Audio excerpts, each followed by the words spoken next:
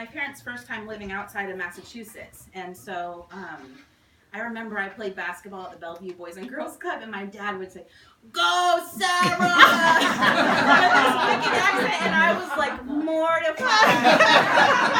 He could embarrass us with that accent. It was so bad. But I would also be really proud because my dad would pick me up from school a lot, from Woodridge Elementary, and he would be wearing his full-on camouflage army clothes, and like everyone thought he was a badass. And so I was like thinking I was pretty cool, you know, Karl picked me up. He is. Another benefit from the Army was when I went to Camp Orkyla in 3rd grade, I got to bring my dad's Army issue camo sleeping bag. The best sleeping bag ever. Except it weighed about like half as much as I did, and so it was all fine and good. We're in the cabins, and then they tell us, you know, we're gonna do this camp out like in a field, and we're hiking there. So all the kids are like stuffing their bags in the stuffed sacks, you know, like a nice sleeping bag, and I'm like rolling this thing, and it's just huge. It didn't have straps to carry on your back, so I was like huffing it with this sleeping bag. But in the morning, everyone else was shivering, and I was like slept in. I was so warm. So I kind of learned like a little hard work had pretty good results.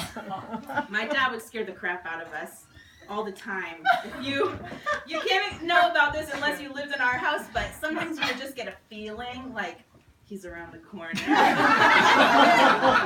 an adult, you know, I think I'm in my house in Texas. So I'm like, he might be there, and he'd jump out, or he'd have like a wicked mask on, and he used to chase me down in our house in Woodridge. It would be like nighttime, and he'd come after me, and I'd be squealing and run into their room and jump on the bed, and he would slow down, and he'd like stomp his feet, and then he would hit all the lights on the way, and he would hit the floor, and so I'd be on the bed like this, and he'd jump up, but he scared us, and that's something I love to do with my kids now. It's just try to scare them, and it's so funny because I love those memories of just cracking up. But my dad taught me quite a few life lessons.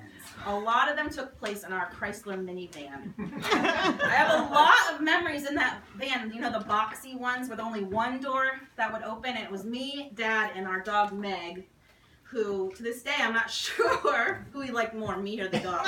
But she was a great dog, so it's okay. Mom doesn't know either. Yeah, I'm not sure. Better. So one time he took me for donuts in the car, and I remember I took a sip of my milk at the wrong time. It went all over, and he had a good laugh, but then he taught me like how to drink my milk. You know, time it, right, when you're driving. I think he learned that drinking coffee. I hope. We would always listen to country and western, not country western, country and western music that Dad liked, and our favorite was Patsy Cline. And we listened to her albums every weekend when we were out doing our errands and stuff. And I remember we had 2 CDs. Remember, Dad? One was like her first album, and one was like a few years later. And one day we were driving, and I said, you know, Dad, I can tell all these differences between how Patsy Cline kind of developed in her music. And he said, you know what? You're wicked smart. But that you can realize that. I was probably 10, you know, and I never forgot that. I'm pretty smart because my dad told me that when I was a kid. And he also told me I was wicked good looking, which I've taken with me along the way. We went camping quite a bit. I don't know why I was chosen to be like his camping buddy, but I was. Maybe because it was just us around, and also I think we had just moved here, so maybe he didn't know a lot of buddies to go with yet.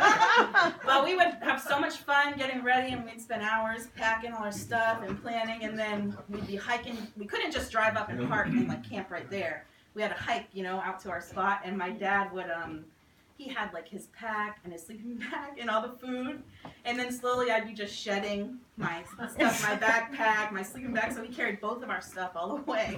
Thanks, Dad. He taught me kind of, you know, to lend a hand when you could. But he would do anything, I think, to have those experiences with me, which really meant a lot to me. We had eggs in a cup. I don't know if we forgot plates or they just wouldn't cook all the way. We had our eggs out of a cup.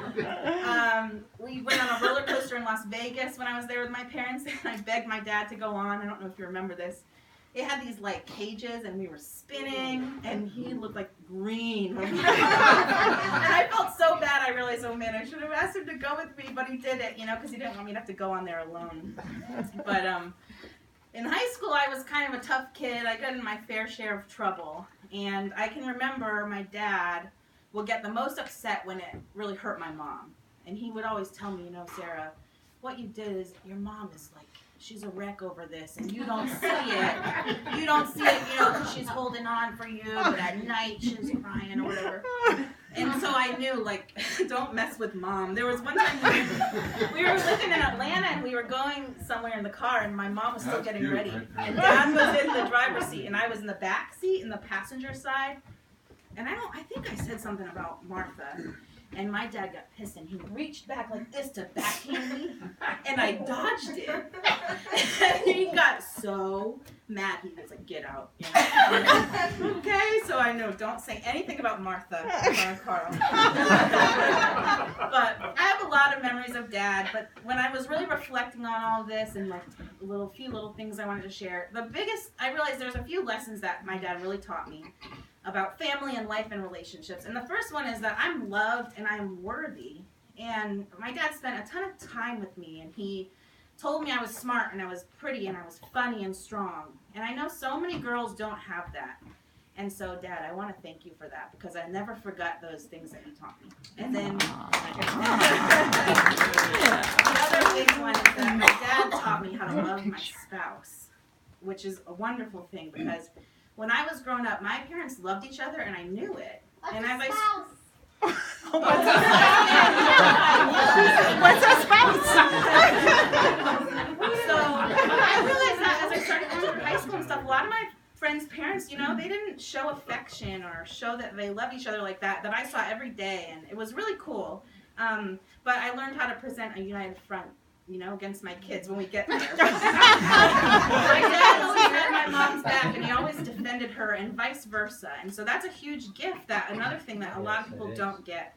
So I just want to thank you, Dad. And lastly, I want to say my dad, whenever he gives me advice now as an adult, he always prefaces it, and he says, buddy, I want to tell you this, but you don't have to listen. You don't have to take my advice. And I always say, Dad, there's no way in hell I don't want to hear one thing that you have to tell me. And that's always going to be true. So here's to you, Dad.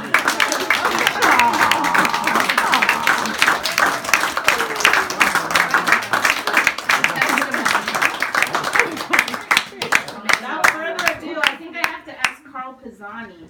Oh, Come up, and Martha as well, who would like to do a presentation.